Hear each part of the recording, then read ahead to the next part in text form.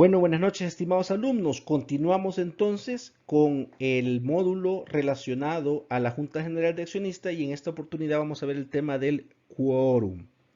El quórum que se necesita para celebrar válidamente una Junta General de Accionistas. Acuérdense nuevamente, recapitulando, primer requisito es la convocatoria y segundo requisito se refiere al quórum para poder instalar válidamente la sesión. Comencemos con el 240. Para que la Junta Ordinaria se considere legalmente reunida en la primera fecha de la convocatoria, deberá estar representada por lo menos la mitad más una de las acciones que tengan derecho a votar. Y las resoluciones solo serán válidas cuando se tomen la mayoría de los votos presentes. Ok, no le pongamos tanta atención a esto porque eso lo vamos a ver en la fase de votación, pero sí veamos qué es lo que se necesita para que pueda existir el quórum o la cantidad de personas suficientes para poder considerar válidamente instalada la Junta. Ok, acordémonos que las juntas generales son ordinarias y son extraordinarias. Acordémonos también que en la convocatoria se hace en el mismo aviso se convoca para la primera fecha, la primera convocatoria, se hace el aviso para la segunda fecha, la segunda convocatoria, y en el caso de algunas extraordinarias incluso se puede hacer hasta tercera fecha.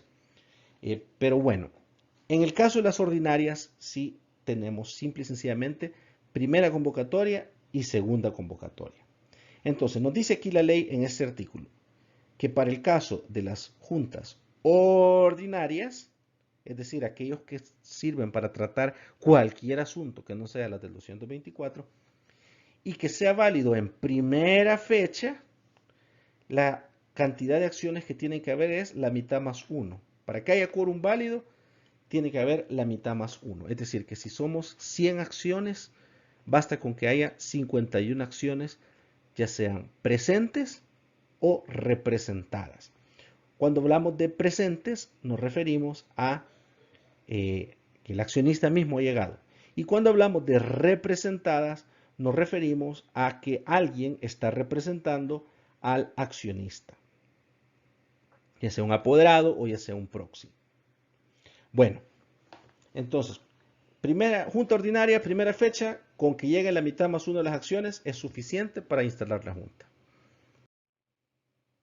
Pero ¿qué pasa si no llega la mitad más uno de las acciones, como bastantes veces suele suceder? Entonces nos toca ir a Junta General Ordinaria de segunda fecha.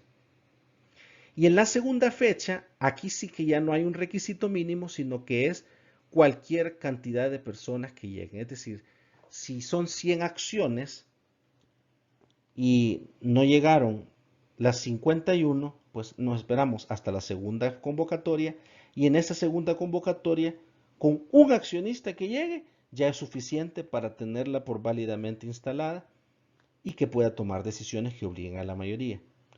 2, 3, 4 accionistas que lleguen, 5 acciones, no importa. Con uno que llegue, la cantidad que sea el que llegue, presente o representada va a ser suficiente para tomar decisión. Ojo, ordinaria, segunda fecha. Y aquí considero pertinente tocar un punto de especial relevancia, que es la separación que debe mediar entre una primera y una segunda convocatoria. Esto está regulado en el artículo 229, en donde dice que las juntas en primera y segunda convocatoria se anunciarán en un solo aviso, como ya habíamos leído, pero termina diciendo que las fechas de reunión estarán separadas, cuando menos, o sea, como mínimo, por un lapso de 24 horas. Este lapso claramente puede ser más, pero no puede ser menos. Es decir, si yo convoqué para las 6 de la tarde del jueves, no podría ser una convocatoria para antes de las 6 de la tarde del viernes. Es decir, tiene que mediar por lo menos 24 horas entre primera y segunda convocatoria para que sean válidas.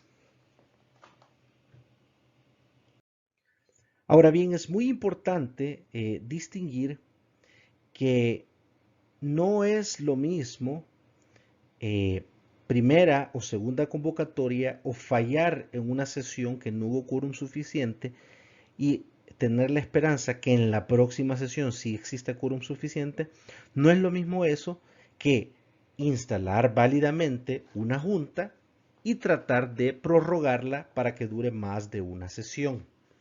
Este es el caso del 234.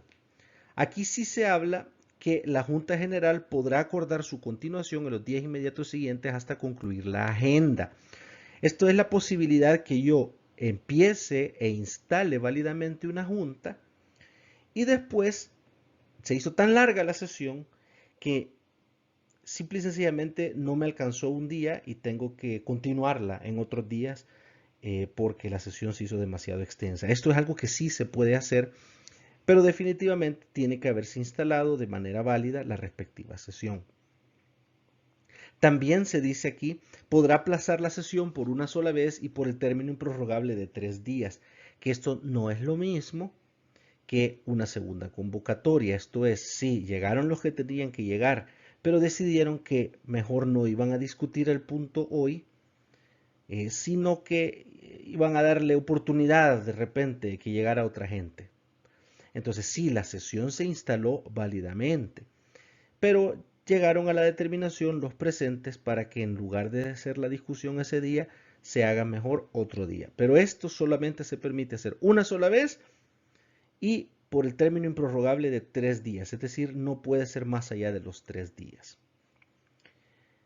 Esto no es una segunda convocatoria. Entonces el primer caso es, bueno, no hubo quórum suficiente en la primera convocatoria, se hizo una segunda convocatoria.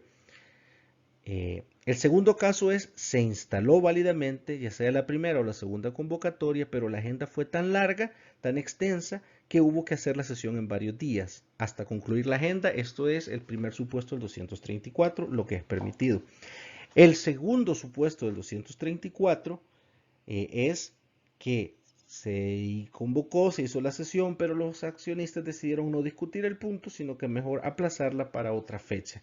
Y en este caso, pues lo que la ley nos establece es la posibilidad de hacerlo una sola vez, pero que no pueda extenderse más allá de 3 días, es decir, de término improrrogable de 3 días. Y dice, en este caso se reanudará la Junta como se hubiera acordado, sin que se necesite nueva convocatoria para las sesiones a que se refiere este artículo. Bueno, en cuanto a las juntas extraordinarias, ya vimos en las juntas ordinarias que la mitad más uno, ¿verdad? En la primera convocatoria y en la segunda convocatoria es suficiente con la cantidad de personas que lleguen.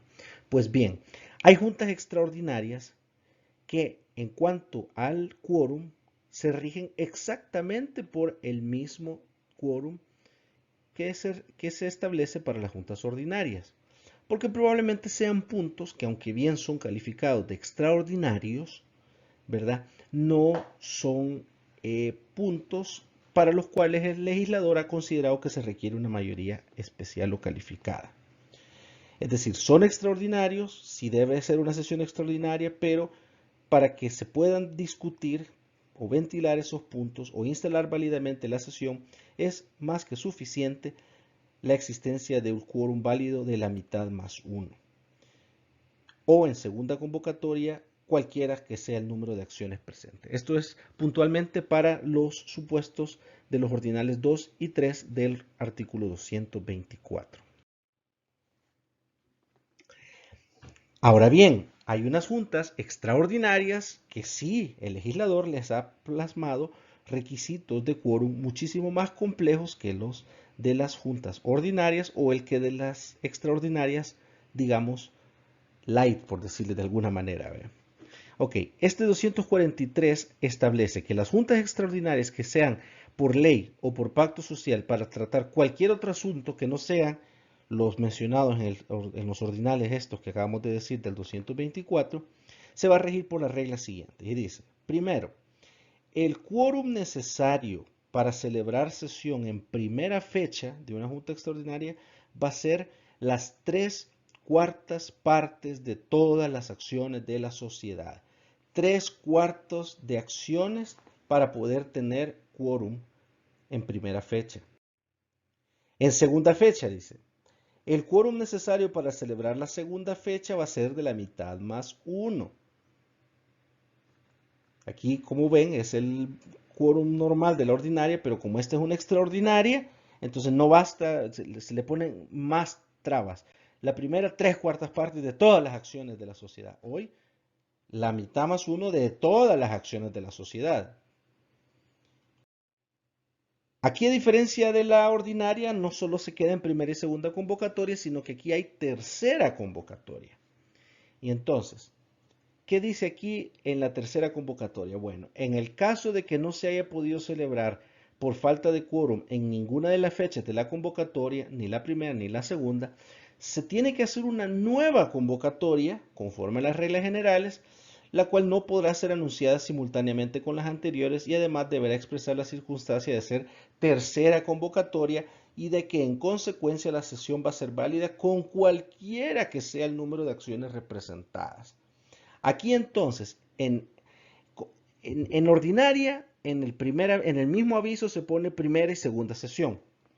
En la extraordinaria de los numerales segundo y tercero del 224, igual que las ordinarias. Pero en las extraordinarias, que sí son muchísimo más alambicadas, en estas me dice la ley, bueno, usted va a hacer lo mismo que las demás. Primera convocatoria y segunda en el mismo aviso. Lo único que el quórum para poder hacer en primera van a ser las 3/4 partes del capital social. Y el quórum para hacer en segunda van a ser también, bueno, perdón, van a ser la mitad más 1 de las acciones que conforman el capital social. Pero ¿qué pasa si no llega a ese mínimo, a esa segunda convocatoria? Entonces, por ley, yo me obligo a hacerlo como una nueva convocatoria. Entonces hago una nueva convocatoria, pero en esta oportunidad hago la salvedad que es una tercera convocatoria y ahí pongo como requisito de quórum la cantidad que llegue va a ser válido. Entonces, aquí sí se da una tercera convocatoria y aquí es, aunque sea extraordinaria, va a ser válido con quien llegue, ¿verdad? Esa es la diferencia y como nuevamente estos son puntos extraordinarios que tienen algo de especial, es que la ley ha establecido requisitos más complejos. Como un ejercicio de utilidad y un instrumento para que ustedes puedan ocupar en sus vidas profesionales, he preparado este cuadro de referencia para ustedes, donde pues pongo los requisitos de quórum, columna ordinaria, extraordinaria y le he puesto extraordinaria y calificada, aunque realmente no es solamente es extraordinaria, pero es para que hagan una diferenciación. A continuación los asteriscos también, que las extraordinarias light, por decirlo de alguna manera, solo son los puntos que versan sobre emisiones de obligaciones negociables y amortización de acciones con recursos de la propia sociedad, y todos los demás extraordinarios es lo que llamaríamos extraordinaria calificada. Primera convocatoria, la mitad más 1, en la ordinaria y la segunda con cualquiera. Igual en la extraordinaria y light, la mitad más 1, segunda convocatoria con cualquiera. Aquí no hay terceras convocatorias en estas dos, por eso se ha puesto guión. Y pues tenemos la extraordinaria calificada, en donde para primera convocatoria se requiere 3/4 partes, para segunda convocatoria se requiere la mitad más 1, y hasta ahí llegó. Si no se cubrieron esos estándares mínimos, tenemos que sacar una nueva convocatoria, o sea, un nuevo aviso, anunciando que es la tercera y que con cualquiera que llegue se va a tomar decisión. Y este pues cuadro espero les sirva, ¿verdad? Y les agradezco para continuar con el siguiente tema. Hasta luego.